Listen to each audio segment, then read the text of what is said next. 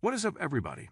So this video we will discuss a Reddit post that someone sent over, and the title of it says, "My perishing spouse inquired as to whether it would be okay in the event that she engaged in intercourse with her ex one final time." According to the man, his spouse has a fatal sickness. She's projected to live at most 9 months. "I'm obliterated. We've been together for 10 years. I don't remember life without her, and I don't have any idea what I will do when she's no more. I've been giving my all to make the last days of her life great and award any wish I can. The doctor said she's probably going to require a wheelchair in 4 or 5 months. Then by month 8, she'll be out of commission throughout the next few weeks. That is in the event that she doesn't decline quicker. I can't help thinking about what this sickness is. As of late, she sat me down and told me that one of the last things she needed to do was engage in an affair with a past accomplice of hers. Mind you, at some point envisioned being a fella paying attention to this. I obviously was stunned, and when I inquired as to why the f she needs that, she essentially believes that her most truly viable, fulfilling darling was him. She gave an entire discourse about how coitus at times is simply physical and how genuinely satisfying it is with me, yet was slashed to arrive at that point.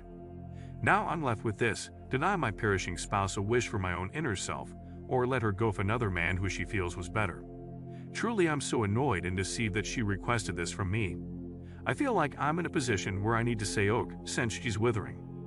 I understand what I need to say, however, I couldn't say whether I believe it or not. I'm harmed to the point that coitus with an ex was clearly great to such an extent that she really wants to do it once before she kicks the bucket.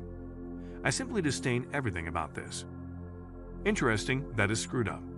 I don't have the foggiest idea the number of folks that have had to deal with that, yet I can understand what's happening.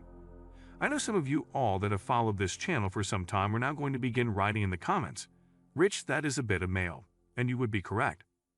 He's been hitched for 10 years to this chick, and she needs to go to Pound Town with some person that she used to date, since he was evidently more fulfilling and better than our companion here writing this Reddit post. I see this stuff spring up frequently, at times from local people, and once in a while from outside. What's happening here is this chick's been alpha widowed, and this happens to a great deal of ladies incidentally. This isn't just unprecedented. It's more normal than extraordinary. Assuming you're hitched in the event that you're dating someone for a drawn-out time frame, as a rule by a specific age, ordinarily the revelation stage, late 20s, and around 30, should make a concession of some kind and just settle. I recall one of the stand-ups was discussing the one reason behind why ladies are annoyed at their men, and the punch indication of the joke is on the grounds that you're not her best option, and for that obviously the group howls uncontrollably. Everyone's having a major laugh at it, and afterward the cameras skillet around at the essences of these couples, and you see the folks were like investigating, and she's gesturing her head a tad or taking a gander at her sweetheart, like definitely that is valid. It's reality, and that is truly the thing an alpha widow is. A lady that is basically longing for a person from her past who she felt like he ticked off that alpha C box essentially. He's generally the large, greater, more grounded, really lashing, all the more genuinely predominant, maybe somewhat more talented down there, and took her for essentially all that she was worth. She longs for the person for a long time not too far off. Numerous ladies have had earlier considerations of exes that they were with at one time, but they surrendered for quite a few reasons. Generally, they commonly end up either getting dumped by them and they're not able to win them back, and the person simply lets her go and she's alpha widowed from that, or it very well may be a person that she attempted to secure and settle down with, and she couldn't inspire him to commit or inspire him to remain with her and be monogamous.